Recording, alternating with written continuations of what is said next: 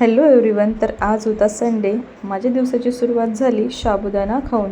तर साबुदाणा तर मस्त झालेला. आज संडे असल्यामुळे मला एक विचार आला की आज काहीतरी नवीन बनवूया. मी किचनकडे निघाले तर खिडकीमध्ये दिसले माकड. अरे हे तर जे आहेत. नंतर मी लागले तयारी करायला. तर मी बनवत आहे आज भगर. विलायची कुटली आणि कढईमध्ये थोडंसं तूप टाकून विलायची त्यामध्ये टाकली.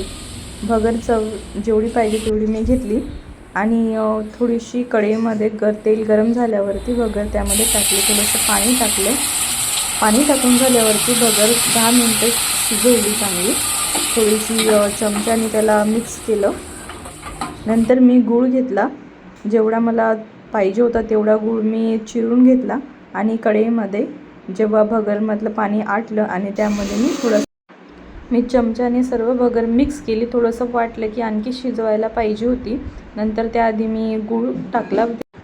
गूळ चांगला मी मिश्रणामध्ये मिक्स केला. नंतर गुळाला तर थोडंसं पाणी सुटते.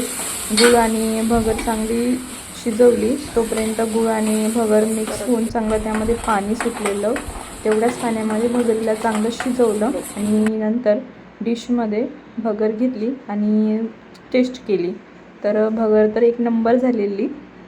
तुम्ही सुद्धा अशीच भगर बनवून बघा. खूप छान झाली भगर. एक नंबर मस्त.